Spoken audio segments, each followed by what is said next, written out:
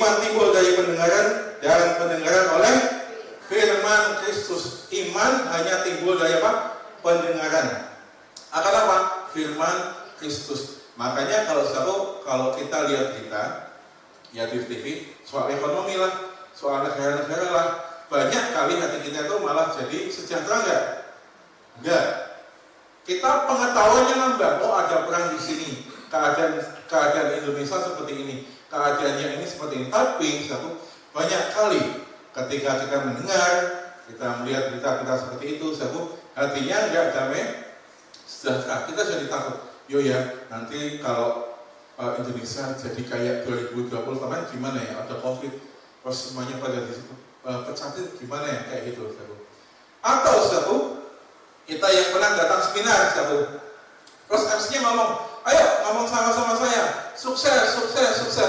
Nah, saya bilang bahwa semuanya itu bukan iman atau membawa kepada iman kita kepada siapa?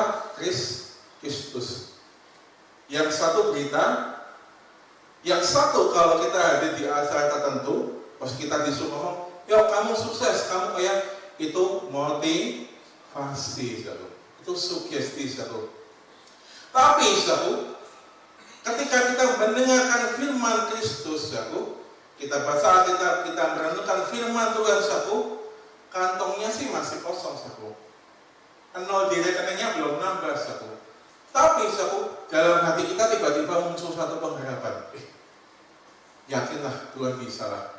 Tiba-tiba dari dalam hati kita muncul, aku yakinlah, aku gak bisa, tapi Tuhan bisa. Nah, itu yang namanya apa? Iman.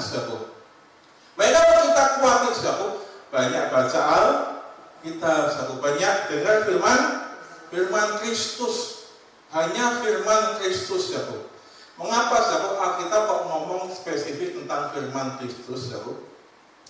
Ada banyak firman, ada banyak khotbah di YouTube, ya. Banyak orang mengupas soal Yusuf lah, banyak orang mengupas soal Musa lah, 5 tips sukses, atau 4 cara supaya ini, 3 cara supaya ini, Saya bilang pada itu semua, bahwa ketika semua hal itu tidak bersumber dari Yesus atau tidak bermuara kepada Yesus, itu bukan firman. Kenapa? Ya, kalau cuma kayak gitu aja, buat Anda cari di Gemini, di Google, ChatGPT, ada kayak gitu, semua ada. Jadi kamu nggak perlu repot-repot dengan kayak gitu. Makanya di mimbar ini selalu diceritakan, dikupas, walaupun kita bahas perjanjian lama maupun perjanjian baru, satu sosok yang selalu digembar-gemborkan itu siapa? Yesus. Ya. Orang anggap, oh Yusuf hebat, Musa hebat, betul, tapi itu semua nggak sebanding sama siapa? Yesus. Nah, kalau siapa pernah baca Alkitab, satu ketika Yesus berdoa, murid-muridnya ikut, terus tiba-tiba ada transfigurasi, Petrus melihat ada siapa? Musa dan siapa? Elia. Terus Petrus ngomong, wah betapa indahnya ya Tuhan kalau aku bangun satu kemah untukmu, satu untuk Musa, satu untuk Elia. Terus tiba-tiba ada suara dari langit, dari surga berkata, inilah anakku yang kukasihi. Maksudnya apa? Musa, Elia, siapapun tokoh-tokoh besar di dalam perjanjian lama, nggak bisa disandingkan dengan siapa? Yesus. Nah tuh, ingat-ingat kalau Anda dengar cerita Musa sukses, Yusuf hebat, atau Daud hebat, Salomo hebat, semua tokoh itu nggak bisa disejajarkan dengan siapa? Yesus. Kenapa? Ya karena dia penciptanya, Oleh sebab itu, setiap minggu, setiap hari di WA Group, kita ngomongin soal pribadi yang namanya siapa? Yesus. Udah. Makanya itu paling gampang, karena kalau kau punya tantangan, kau punya kesulitan, kau bingung berkata-kata apa, kau cukup sebut nama siapa? Yesus. Yesus kayak gitu. Terus saya yakin, tiba-tiba iman itu muncul, terus kamu punya kekuatan untuk bangkit. Tiba-tiba pengharapan itu muncul. Sehingga kamu merasa yang awalnya itu dunia buntu, tiba-tiba saudaraku di ujung sana ada cahaya saudaraku. Makin kamu merenungkan firman Yesus, tiba-tiba sering makin terang. Pas muncul lampu sini, sering saudaraku, ide muncul saudaraku, Roh Kudus menginspirasimu sehingga kamu bisa melakukan iya ya. Harusnya kan aku begini, aku begini, aku begini, aku begini. Kalau kita mendengarkan firman Kristus, selalu ada ide-ide baru, selalu ada hal-hal yang diberitahukan Roh Kudus. Yang saya katakan, nah kita belajar saudaraku dari beberapa kisah pagi hari ini saudaraku di Bilangan 27 ayat yang pertama saudaraku. Ada kisah seperti ini saudaraku. Kemudian mendekatlah anak-anak perempuan Selofehad bin Hefer bin Gilead bin Machir bin Manasya dari kaum Manasya bin Yusuf. Nama anak-anaknya itu adalah Mahla, Noah, Hokla, Milka, dan Tirza. Ayat yang kedua. Dan berdiri di depan Musa dan imam besar Eleazar dan di depan para pemimpin dan segenap umat itu dekat pintu kemah pertemuan serta berkata, ayat yang ketiga, ayah kami telah mati di padang gurun, walaupun ia tidak termasuk ke dalam kumpulan yang bersepakat nama Tuhan, ke dalam kumpulan Korah, tetapi ia telah mati karena apa? Dosanya sendiri, dan ia tidak mempunyai anak apa? Laki-laki. Ayat yang keempat, mengapa nama ayah kami harus dihapus dari tengah-tengah kaumnya? Oleh karena ia tidak mempunyai anak apa? Laki-laki. Berikanlah kami tanah milik di antara saudara-saudara ayah kami. Nah, ada satu cerita begini saudara. Ada satu kaum saudara ya. Ini perjalanan ke tanah Kanaan saudara. Tapi saudara, gara-gara saudara ada satu keluarga ya, yang anaknya itu cewek semua saudara, perempuan semua saudara. Akhirnya saudara, keluarga ini terancam nggak dapat hak waris. Nah, di zaman dulu saudara, di bangsa Israel saudara, wanita, anak-anak perempuan itu nggak dapat hak di dalam keluarga. Makanya saudara, Yakub punya berapa anak saudara? Yakub punya berapa anak? 13. Tapi selalu yang dikatakan Alkitab berapa? 12 suku Israel. Kenapa? Karena anak perempuan nggak punya hak saudara.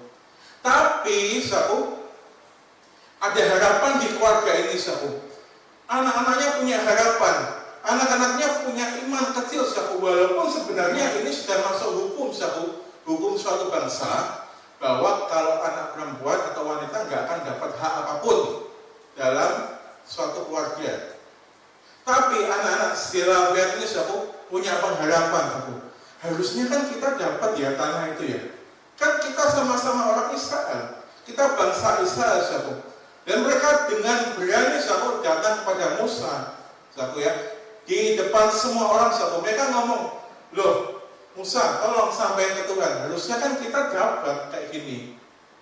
Meskipun kan kami anak cewek, 5 cewek semua, nggak ada laki-lakinya, kan harusnya kita dapat kayak gitu. Nah, ada keluarga saudara yang punya iman kecil, tapi mereka berani ngomong ke Tuhan lewat Musa saudara. Nah, berapa banyak saudara teman-teman kita di luar sana, atau mungkin kita dulu yang, iya kan dia jadi dokter karena bapaknya dokter. Dia kan jadi pejabat karena bapaknya pejabat. Nah, aku siapa? Aku enggak lah, aku biasa-biasa aja lah. Aku enggak bisa lah jadi kayak gitu. Dia kan dia bisa S3 karena bapaknya S2. Nah, aku kan SD, mana mungkin anakku bisa kuliah? Mungkin, ya. Anda yang di rumah punya pikiran seperti itu, tapi cerita ini ngomong seperti ini. Ada hukum, tapi mereka punya kerinduan supaya hukum ini bisa berubah, supaya keadaan bisa berubah. Jadi kalau teman-teman yang di rumah berpikir, aku kayaknya nggak bisa mengubah keadaanku. Betul, kamu nggak bisa, tapi Tuhan bisa. Jadi jangan pernah menyerah dengan keadaanmu. Kayaknya kayak gini aja lah. Percuma kalau aku ngomong kayak nggak didengar. Kalau aku biasa sama Tuhan, ya apa Tuhan tuh mewujudkan impianku. Cerita ini berkata lain saudara. Ya, anak-anak 5 wanita ini saudara ngomong ke Tuhan. Terus apa jawabnya Tuhan saudara di Bilangan 27 ayat yang kelima? Lalu Musa menyampaikan perkara mereka itu kepada siapa? Tuhan. Yang keenam, maka berfirmanlah Tuhan kepada Musa, ayat yang ke-7, perkataan anak-anak perempuan Selofehad itu benar. Jadi kalau saudaraku kau punya harapan, punya impian, yang memang nggak didukung dengan keadaanmu, tapi kamu tetap ngomong ke Tuhan, Tuhan ngomong apa? Perkataanmu apa? Betul, iya Tuhan, yang selama bisa. Aku memang nggak punya kemampuan Tuhan, tapi kan aku anak Tuhan. Aku anak yang dikasihi Yesus. Jawaban Yesus apa? Betul, kamu ngomong betul. Memang engkau harus memberikan tanah milik pusaka kepadanya di tengah-tengah saudara-saudaranya. Engkau harus memindahkan padanya hak atas milik pusaka ayahnya. Ayat yang ke-8. Dan kepada orang Israel engkau harus berkata, apabila seorang mati dengan tidak mempunyai anak laki-laki, maka haruslah kamu memindahkan hak atas milik pusakanya kepada anaknya yang apa? Perempuan. Lah, loh, sabu. Aslinya Israel itu hukumnya anak perempuan nggak boleh punya hak. Gara-gara 5 anak perempuan ini ngomong sama Tuhan, dia punya harapan. Ya, meskipun keadaan nggak memungkinkan, tapi dia ngomong sepakat, kita ngomong ke Tuhan, Musa yuk. Hukumnya berubah, sabu. Gara-gara mereka ngomong ini, sabu, hukum suatu bangsa berubah. Akhirnya setiap anak perempuan punya hak untuk mendapatkan warisan, sabu. Jadi kalau satu semuanya, engkau yang ada di rumah, engkau yang mendengarkan lewat siaran online, engkau yang dimanapun berada, atau mungkin jemaat Tuhan yang ada di tempat ini, engkau masih ada punya pikiran, kayaknya aku nggak bisa jadi seperti itu. Kayaknya aku nggak akan punya itu. Satu, keadaan memang nggak mendukung, tapi Yesus mendukungmu, sabu. Amin. Kamu jangan pernah berpikir bahwa keadaan nggak bisa. Kayak nggak bisa.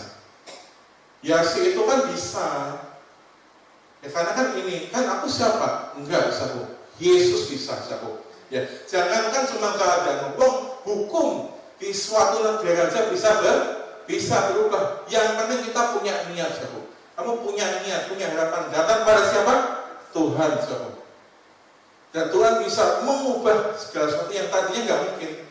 Cerita ini ngomongin bukan soal kehidupannya dia aja, sabu, tapi ngomong soal hukum di satu bangsa, sabu. Gara-gara anak-anak ini, sabu, wanita-wanita ini, sabu, hukum Israel akhirnya berubah. Ya, akhirnya semua orang punya hak yang sama, mendapatkan haknya, mendapatkan warisan. Mungkin, sabu, kalau zaman anak-anak Yakub, sabu, zaman Dina, sabu, dia ngomong seperti itu, sabu, mungkin bisa berubah. Tapi banyak orang yang nggak berani apa? Ngomong, sabu. Jadi percayalah, sabu, kalau kamu ngomong ke Tuhan, Tuhan mampu mengubah segala sesuatu. Demi siapa? Demi kita, sabu, demi kita. Kenapa? Karena kita adalah apa?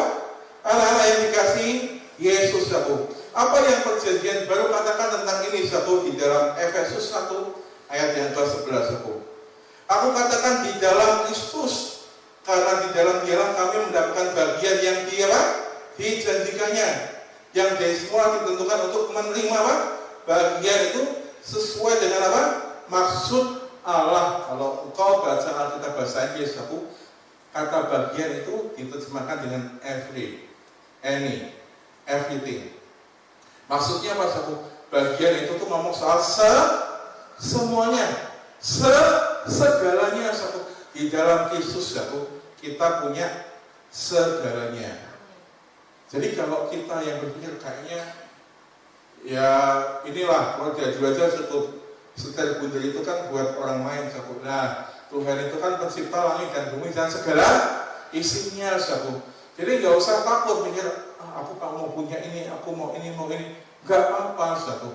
Wong yang punya segalanya ini Bapaknya kita, sabu. Jadi kalau pengen, butuh tinggal ngomong aja, sabu. Cerita yang kedua ada di Markus 5 ayat yang ke-25, sabu. Adalah di situ seorang perempuan yang sudah berapa lama? 12 tahun lamanya menderita pendarahan, sabu. Ia telah berulang-ulang diobati oleh berbagai tabib. Ada banyak saudaraku, dulu mungkin kita atau teman-teman yang di rumah semuanya dihabiskan karena merasa punya apa saudaraku? Uang saudaraku. Gak salah saudaraku, kamu ke dokter punya uang ke dokter saudaraku. Kamu mau ke apotek beli obat kalau kamu merasa gak enak badan. Tapi percayalah bahwa yang menyediakan segala fasilitas itu saudaraku, dan yang membuat kamu sembuh siapa? Yesus. Semua itu cuma perantara, semuanya itu cuma sarana. Tapi ada orang yang seolah-olah kalau nggak ke situ, nah satu, kalau nggak ke ini, kalau nggak ini, nggak bisa. Nah ini yang salah satu. Padahal Tuhan bisa pakai banyak cara. Tapi cara ini cuma sarana. Nah kita diingatkan lagi terus satu, ya. Cara itu cuma perantara, sarana. Fokus utamanya siapa? Yesus. Nah, seperti itu. Sehingga telah dihabiskannya semua yang ada padanya. Namun sama sekali tidak ada faedahnya. Malah sebaliknya keadaannya makin apa? Memburuk. Ayat yang ke-27. Dia sudah mendengar apa? Berita. Gak cuma berita satu, tapi berita. Artinya banyak kali dia sudah mendengar soal siapa? Yesus ya saudara ya. Maka di tengah-tengah orang banyak itulah ia mendekati Yesus dari belakang dan menjamah apa? Jubahnya. Sebab katanya asal aku jamah saja jubahnya aku akan apa? Sembuh. Nah ada orang satu yang imannya kayak wanita pendaraan ini satu. Awalnya baik satu, dia sudah dengar berita tentang Yesus satu. Terus dia datang satu, dia berusaha datang, tapi dia cuma berpikir, pokoknya aku tak datang aja, asal aku bisa nyenggol aja lah jubahnya. Aku yakin aku sembuh kok. Orang lain juga kayak gitu satu. Imannya tidak sempurna. Loh kok bisa saya ngomong kayak gitu satu? Banyak orang yang minta kesembuhan Yesus ngomong di depan. Teriak satu, Yesus, anak Allah, sembuhkan aku. Ada orang ngomong, Tuhan, teriak. Dia enggak. Asih mumpung, Tuhan datang nih, aku tak kesana. Aku tak nyenggol dikit lah. Aku yakin sembuh, kayak gitu. Dia enggak ngomong sama Tuhan. Tapi Tuhan kerasa enggak satu? Tuhan kerasa satu. Di bagian lain dikatakan, Tuhan, Yesus merasa ada yang kuasa yang keluar dari dirinya satu. Karena perempuan ini ngomong sama, minta kesembuhan sama Yesus dari dalam apa satu? Hatinya. Dia nggak lewat di depan satu. Ada mungkin, nah ini saya nggak nyinggung satu, ini cuma ngomong aja satu, nggak dosa. Ada orang-orang yang mungkin berdoanya kusyuk satu ketika Paskah dan hari Natal. Nah, tiba-tiba penuh satu, ya nggak apa-apa, nggak ada masalah satu. Walaupun kami rohaniawan berharap teman-teman semua itu bisa datang setiap minggu ya. Kalau setiap minggu itu kita dikuatkan satu. Kalau cuma Paskah sama Natal aja satu, ya kamu cuma dengar berita tentang Yesus 2 tahun, setahun dua kali satu. Wah, Paskah kuat satu. Begitu pertengahan tahun waktunya anak sekolah, ngobrol lagi satu. Akhir tahun satu, datang lagi Natal satu. Akhirnya semangat lagi, Yesus luar biasa. Enggak dosa satu. Tapi satu akan lebih efektif satu kalau kita datang tiap minggu satu. Ngomong sama Tuhan langsung, ya kayak gitu. Nah, wanita penderita ini dia punya iman, tapi dia nggak mau satu di depan langsung, Yesus tolong aku satu. Harusnya dia bisa, tapi dia nggak lakukan satu. Itu yang kedua satu. Kisah berikutnya seperti ini satu. Matius 8 ayat yang ke-5. Ketika Yesus masuk ke Kapernaum, datanglah seorang perwira mendapatkan dia dan memohon kepadanya, Tuhan, hambaku terbaring di rumah karena sakit, lumpuh, dan ia sangat menderita. Yesus berkata padanya, aku akan datang menyembuhkannya. Ayat yang ke-8. Tetapi jawab perwira itu kepadanya, Tuhan, aku tidak layak menerima Tuhan di dalam rumahku. Katakan saja sepatah kata, maka hambaku itu apa? Akan sembuh. Sebab aku sendiri seorang bawahan dan di bawahku ada pula apa? Prajurit. Jika aku berkata kepada salah seorang prajurit pergi, maka ia pergi, dan kepada seorang lagi datang, maka ia datang. Ataupun kepada hambaku kerjakanlah ini, maka ia mengerjakannya. Yesus mendengar hal itu.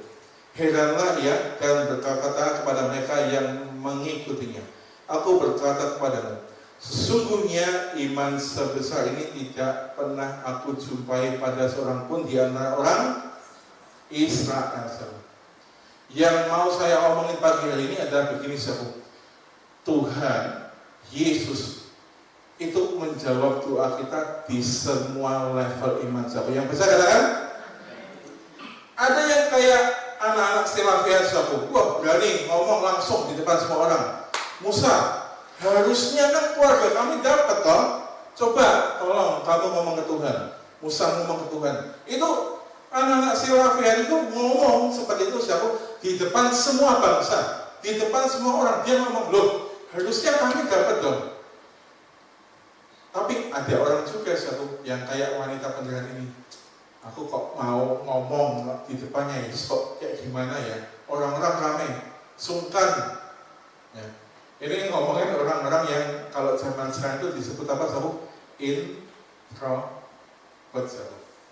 Saya sama Pak Vincent itu kebalikan, sabu. Makanya kalau sabu ketemu Pak Vincent, wah itu Anda bisa cerita ngalor ngidul ngetan ulang, sabu. Tapi kalau sama saya, sabu, itu kayak Bapak cepat ya, 5 menit kelar, sabu. Karena saya beda sama dia, sabu. Tapi Tuhan, sabu, bekerja di semua orang, di semua level iman, sabu. Mau Anda yang ngomong keras kencang di depan semua orang, mau saudara yang sungkan, aku minta tolong Tuhan sungkan, tapi pengen sembuh, tapi gak enak ya, aku tak ngumpet-ngumpet aja lah, minta tolong sama Tuhan. Tapi ada orang yang, Tuhan, gak usah repot-repot ke rumahku, wes kamu ngomong aja satu patah kata, wes toh, aku yakin anak baku sembuh. Ada juga orang yang seperti itu, sabu. Tuhan menolong gak? Menolong, sabu, menolong. Bahkan saya mau bilang, sabu, bahwa perwira di Kapernaum ini bukan orang Israel, melainkan orang apa, sabu? Romawi. Waktu itu, sabu, Israel berada di bawah pemerintahan Romawi, sabu. Artinya, sabu, Yesus bukan hanya bekerja menolong orang di semua level iman, tapi di semua bangsa yang mau percaya sama dia. Makanya kalau saya melihat orang Israel kok diberkati, orang Yahudi diberkati, terus kita orang Jawa orang Indonesia Anda yang diberkati, sabu.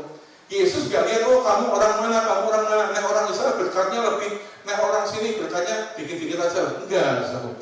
Tuhan bekerja di semua level iman, di semua ras, di semua bangsa yang percaya bahwa Yesus adalah juru selamat, sabu. Oleh sebab itu, sabu, enggak perlu insecure, kok Israel kok diberkati Yesus. Enggak, kita juga diberkati Yesus, sabu. Amin. Tepuk tangan dalam buat Yesus, sabu. Jadi baik orang Israel, sabu, maupun kita yang di Semarang, maupun mereka yang di pedalaman, sabu, selama mereka mempercayai Yesus, sabu, kita diberkati, sabu. Markus 9 ayat yang ke-22. Dan seringkali roh itu menyeretnya ke dalam api ataupun ke dalam air untuk membinasakannya. Sebab itu, jika engkau dapat berbuat sesuatu, tolonglah kami dan kasihanilah kami, sabu. Saya selalu percaya bahwa perjanjian baru itu dimulai ketika Yesus mati, sabu. Jadi kalau hari ini Anda doa, sabu, Anda nggak perlu doa, sabu, Tuhan, kasihanilah aku, sambil menangis-nangis, tolong Tuhan, ya aku Tuhan, aku kan sudah A, aku kan sudah B, aku sudah kerja, aku sudah jago. Anda nggak perlu doa seperti itu, sabu. Hari ini, sabu, kita sudah diperdamaikan dengan Bapa di surga. Jadi kalau sabu minta sama Bapak gimana? Ya udah, Pak, aku butuh ini. Pak, aku butuh ini. Pak, aku pengen ini, Pak, aku pengen, ngomong aja. Kalau saudaraku, ya, engkau dalam hadirat Tuhan, engkau doa, tiba-tiba engkau nangis, nggak apa-apa, itu ekspresi, tapi bukan karena kamu nangis, ya, kamu berusaha nggak makan berhari-hari supaya Bapak itu tertarik sama kita, nggak gitu, saudaraku. Ya. Kamu tetap makan pun, kamu nggak nangis pun, kamu nggak puasa pun, kalau kamu minta sama Tuhan, Tuhan menolong, mengabulkan, memberkati, saudaraku. Ya, jadi ya doanya masih Tuhan kasihani aku, ya Tuhan mengasihani kita, Tuhan mengasihi kita. Kalau enggak, ya enggak bakal mati satu di Yerusalem, saudaraku. Tuhan sudah berkenan sama kita. Jadi kalau ada orang yang Tuhan perkenan kami, ya Tuhan sudah berkenan, ya. Dia sudah jadi bapaknya kita sudah jadi anaknya Tuhan, saudaraku. Ayat yang ke-23. Jawab Yesus, katamu jika engkau dapat, tidak ada yang mustahil bagi orang yang percaya. Segera ayah itu berteriak, aku percaya, tolonglah aku yang tidak percaya. Nah, itu. Aku percaya. Sama siapa? Tuhan. Tolonglah aku ya. Tadi kan yang pertama ada anak-anak Selafia, saudaraku, ya. Ngomong di depan semua bangsa, saudaraku. Ada perempuan yang pendarahan 12 tahun, saudaraku. Dia pengen sembuh, saudaraku, tapi malu ngomong-ngomong di depan Tuhan, sungkan, nggak berani lah, atau dengan alasan yang lain, saudaraku. Ya, ada seorang penggawa Kapernaum, saudaraku, pengen aja, ngomong aja. Tuhan mau datang, dia bilang, nggak usah Tuhan, cukup kamu ngomong aja. Tapi ada orang juga yang mungkin, Tuhan, aku tuh pengen ini Tuhan, tapi kok bisa nggak ya? Jadi nggak ya? Tuhan mau nggak ya? Ada satu orang-orang kayak gitu, ada nggak? Ada. Bahkan satu ada yang lebih parah lagi, satu. Tapi saya yakin kita bukan bagian dari orang itu, satu. Amin. Yang paling parah gini, dia sendirian di dalam kamar sendirian, nggak ada orang, ngomong keinginannya aja tuh nggak berani, nggak ada orang, tinggal ngomong, dia nggak berani, satu. Tapi satu, kok yang ragu, kok yang malu, satu. Tapi satu, engkau mulai berpikir, satu, terus engkau masuk kamar, sembunyi di balik pantatmu, di balik selimut, terus kamu doa, satu, Tuhan, aku tuh pengen ini Tuhan, tapi aku nggak yakin. Saya mau bilang pada kita semua, Tuhan mendengar, satu. Yang penting apa, satu, mau iman itu ngomong, satu. Ada orang yang dia ragu-ragu, yakin, satu. Saya bilang Tuhan menjawab semua doa kita di berbagai level iman manapun. Yang saya katakan, amin. Jadi satu, yang penting kamu ngomong. Kalau kamu merasa malu sama anakmu, kamu malu merasa temanmu, malu sama pasanganmu, masuk kamar, satu, kunci pintu, kamu ngomong sama Tuhan, Tuhan, aku nggak yakin Tuhan, aku pengen ini tapi aku nggak yakin bisa atau enggak. Soalnya aku nggak kayak orang itu tuh, aku nggak yakin, tapi aku tetap mau ngomong sama kamu Tuhan. Gak apa-apa ya Tuhan ya, pintu tak kunci Tuhan, aku ngomong, aku pengen ini Tuhan. Satu, Tuhan itu mendengar, mendengar. Karena apa? Semua orang tuh tipenya berbeda, satu. Semua itu unik. Ada orang yang dia berani ngomong, ada orang yang dia cuma berani ngomong waktu dia sendirian, ada orang yang dia cuma memendam dalam hatinya saja keinginannya. Saya ngomong sama kita semua bahwa Tuhan tahu, Tuhan mendengar, dan Tuhan mau mengabulkan, satu. Makanya Alkitab ngomong, satu, iman apa? Sekecil apa, satu? Biji sesawi. Saya nggak pernah lihat biji sesawi, tapi saya pernah lihat apa namanya, citsia atau biji terasih itu loh, satu. Ya. Bijinya kemangi itu loh, satu. Yang hitam-hitam, satu. Yang sekarang populer, dulu nggak populer, satu. Kecil. Kalau saya pengen dulu, kalau saya mau seperti itu, saya dibelikan orang, satu, di pecinan, satu. Tapi kalau saya pengen, satu, nggak ada orang di depan rumah orang, ada pohon kemangi yang saya mati, ambil, set gitu. Kecil segini, satu. Tapi Tuhan ngomong, Kalau kamu punya iman sekecil aja biji sawi, kamu bisa memindahkan apa? Gunung. Tuhan mau ngomong bahwa kamu punya iman besar maupun kecil, bahkan sekecil pun kamu bisa melakukan banyak perkara yang ajaib, saudara. Karena bukan soal imanmu, bukan soal harapanmu, saudara. Karena keyakinan orang bisa gagal, harapan orang itu bisa berubah. Wah, dia datang dari jauh, wah yes, Tuhan ajaib ya, pulang ya. Anak minta, mah beli ini, terus dia dompet, kosong ya. Terus, aduh, kok kosong ya kayak gitu. Bisa satu, perasaan bisa berubah satu. Anda ngobrol sama orang itu menyinggung Anda, satu perasaan bisa berubah sama orang itu satu. Tapi perasaan Tuhan nggak pernah berubah. Amin. Hatinya Tuhan nggak pernah berubah. Makanya ada yang ngomong Tuhan tetap setia walaupun kita tidak. Wah, itu powerful satu. Bayangin, iman sekecil biji sawi bisa memindahkan gunung. Tuhan tetap setia walaupun kita tidak setia. Maksudnya adalah satu, ini nggak ngomongin kita, ini ngomongin siapa satu? Tuhan Yesus satu. Ngomongin Tuhan Yesus satu. Jadi nggak perlu khawatir satu. Ya, manusia memang seperti itu. Kata orang Jawa, pagi tahu, isu apa? Isu gele sore tempe. Nah, itu manusia satu. Tapi kalau Anda ngomong sama Tuhan satu, Tuhan itu nggak akan pernah berubah. Amin. Ya, kalau sekali dia memberkati satu, dia akan memangnya kalau Anda nggak ke gereja sekali terus berkatnya di stop jauh. Kan enggak satu.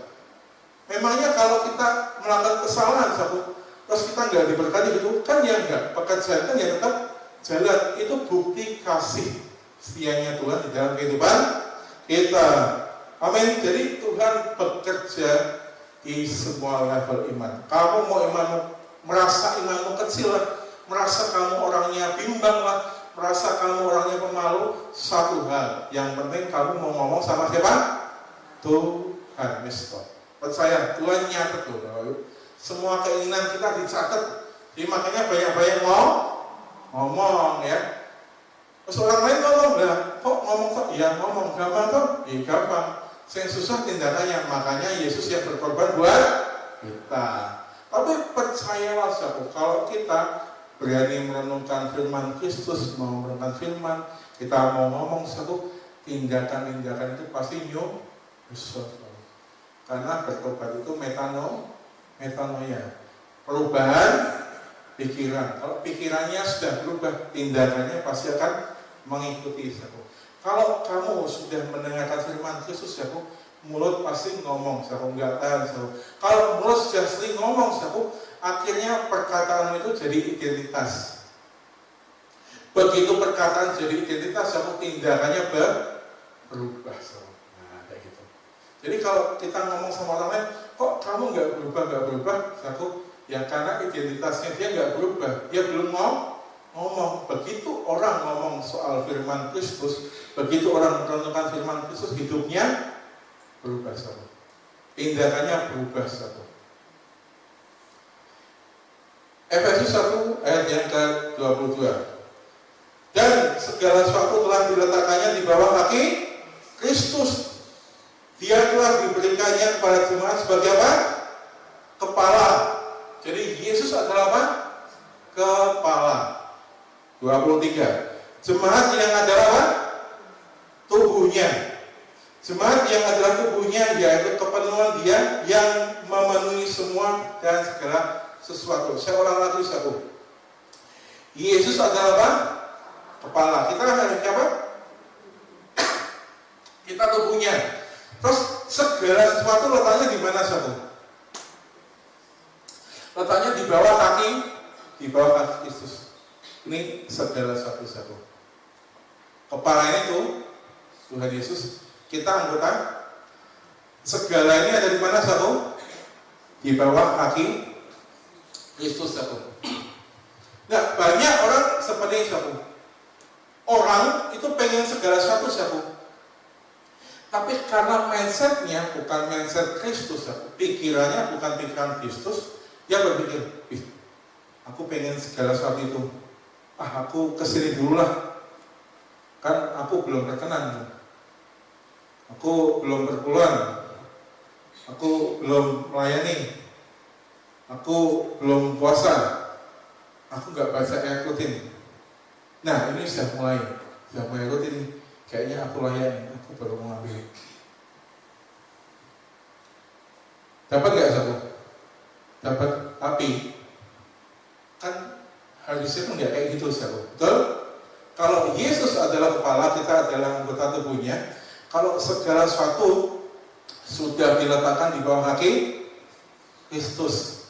Jadi kalau kita butuh, kita ingin apa yang harus kita lakukan?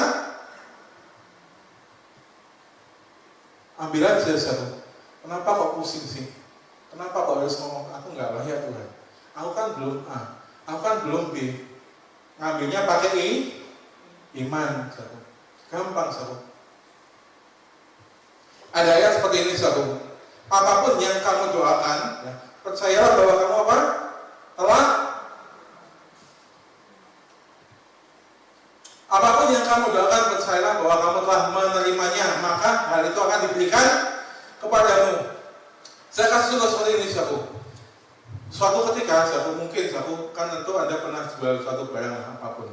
Anggap aja saudaraku, suatu ketika kamu jualan kendaraan saudaraku. Terus kamu iklanin, kamu update status saudaraku. Terus kamu berharap dan laku, laris. Aku butuh Tuhan, aku pokoknya ini harus saku lah. Kan pengharapan orang yang jualan kan kayak gitu saku. Ya, ngarep banget saku.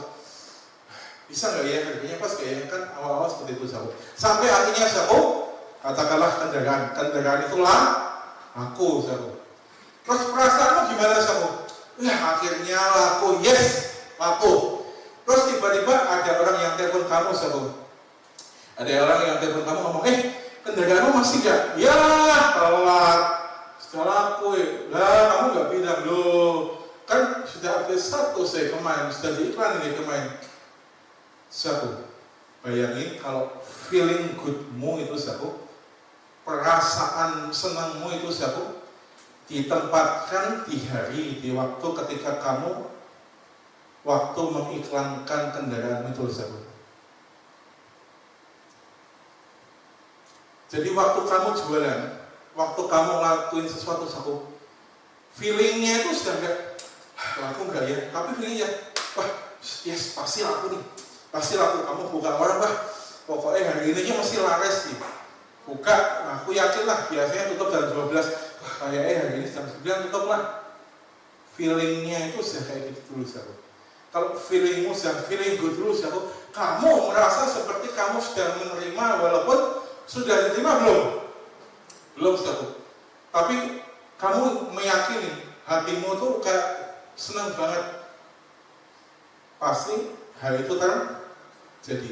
Contoh lain lagi kayak misalkan kita punya anak. Kita ngomong sama anak kita, nak besok kita liburan ke Jogja misalkan tuh. Anaknya setuju. Ekspresinya gimana? Yes, besok papa ngajak aku ke Jogja. Yeah, libur. Misalkan besok itu pas sekolah, tapi bapaknya ngajak bolos nak misalkan, tapi enggak ya, anggap aja bisa tetap libur lah. Besok kita ke Jogja ya. Anaknya pasti yes, liburan, jalan, yes. Kan feelingnya anak kan gitu sahabat. Padahal sudah diterima belum? Sudah jalan-jalan belum. Tapi perasaannya sudah happy duluan. Nah sahabat, bayangin kalau setiap hari sahabat kamu waktu berharap sama Tuhan sahabat, kamu waktu doa sahabat, feelingnya itu sudah feeling good dulu sahabat. Udah semua hal itu pasti terjadi. Hal yang baik-baik itu pasti terjadi. Mau harapanmu apapun itu pasti terjadi sahabat. Ya. Kenapa sahabat? Karena terima sesuatu itu gampang sahabat.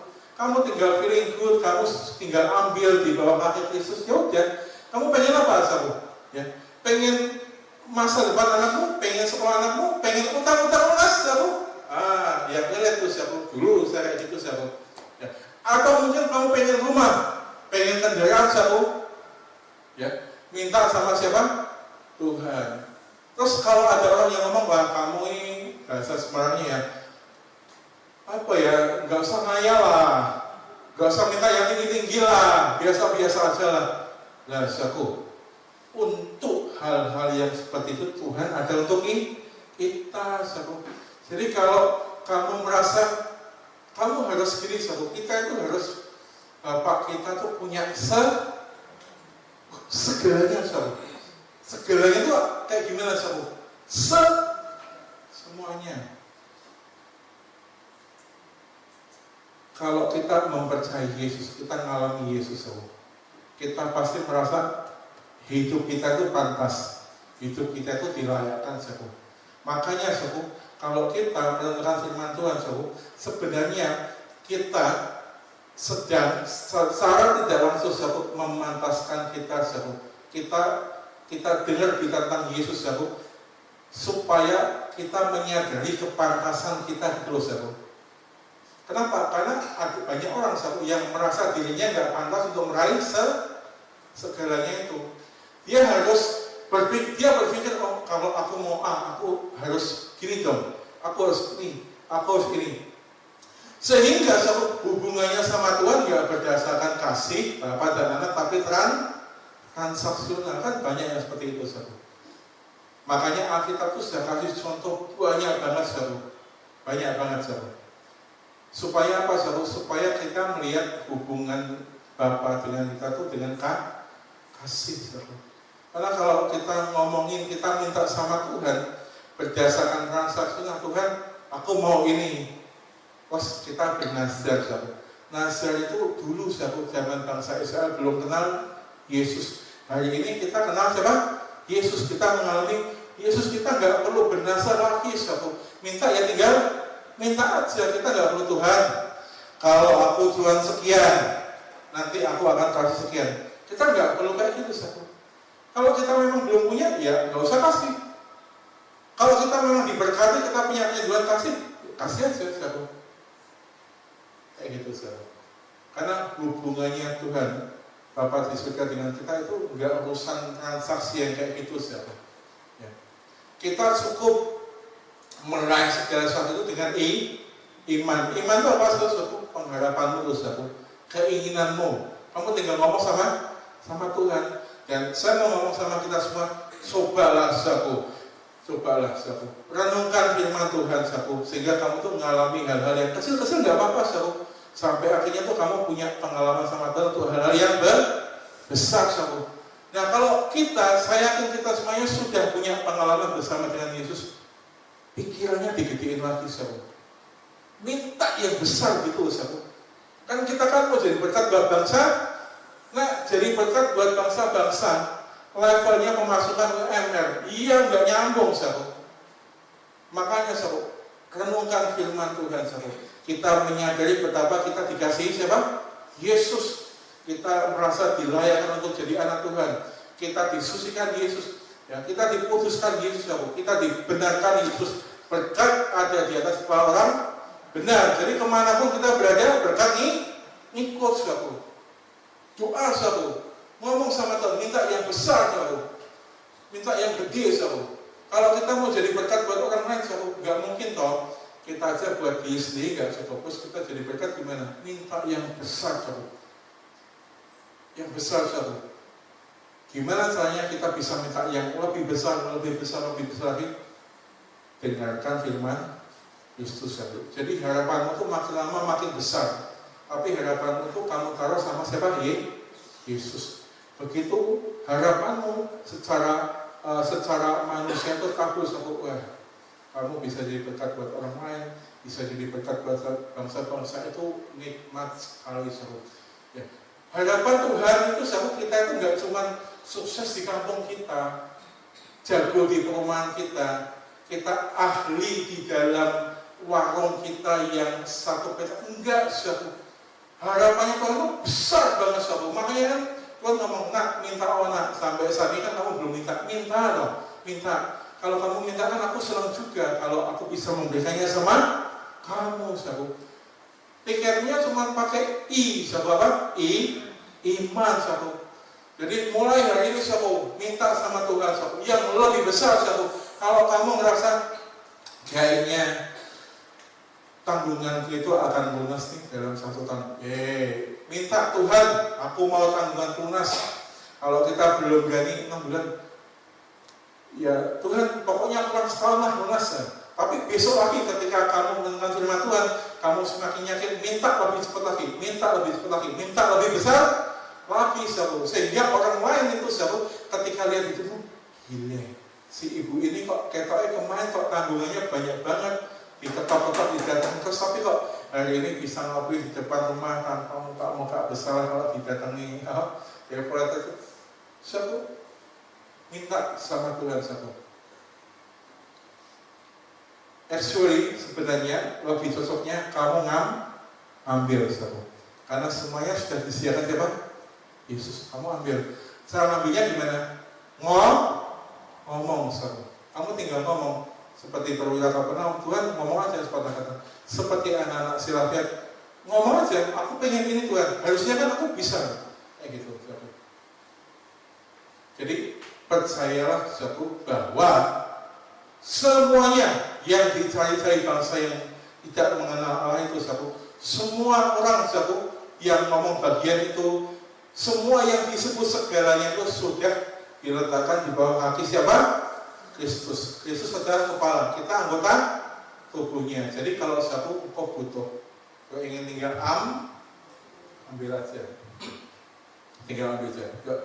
Pemain musik, sehingga kita akan nyanyi satu lagu, satu. Percayalah, satu, bahwa Tuhan itu ajaib. Kalau sahabat kau pengen diberkati, Tuhan itu lebih pengen lagi sahabat kamu diberkati.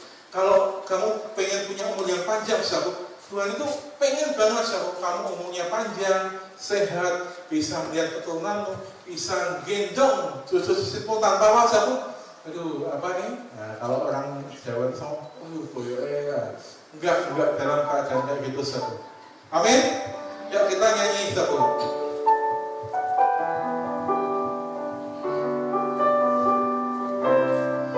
Oke, baik, kita yang percaya katakan tiada yang seperti engkau. Tiada yang seperti engkau, begitu mengasihiku. Kau Tuhan sanggup menjawab semua seruanku.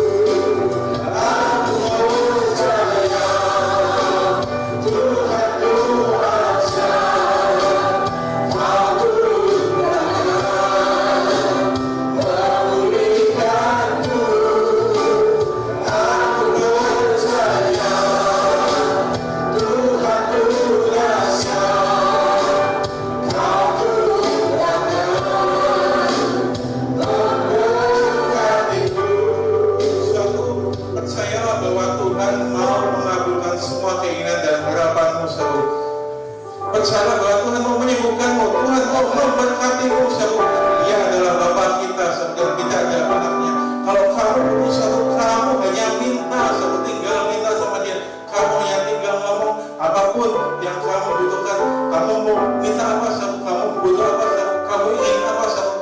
Kamu hanya tinggal mengeluarkan isi hatimu padanya, saudara. Dalam keadaan apapun, saudara, dalam kondisi apapun, saudara, kita memang terbatas, tapi kita punya Yesus yang tidak terbatas. Mintalah yang lebih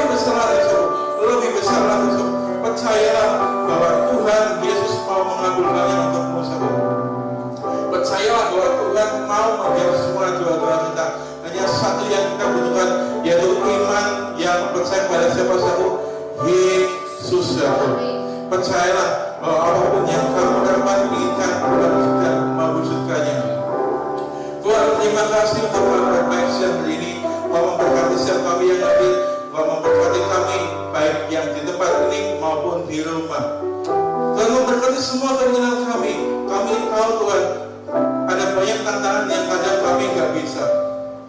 Kadang kami lupa punya Tuhan yang luar biasa. Tapi pagi hari ini kami diingatkan bahwa ada Yesus yang mengasihi kami di level iman kami manapun, dalam keadaan kami, dalam keadaan apapun. Yesus mau menolong kami. Yesus mau mengabulkan semua permohonan doa kami. Suatu angkat tanganmu, satu pandanglah Bapa di surga, satu kita akan terima berkat Tuhan, satu Tuhan menyinarimu dengan kuasa-Nya, Tuhan memberkatimu. Apapun yang kamu lakukan di bulan berhasil, kemanapun kamu berada, kemanapun kamu pergi, kamu diberkati dan jadi berkat.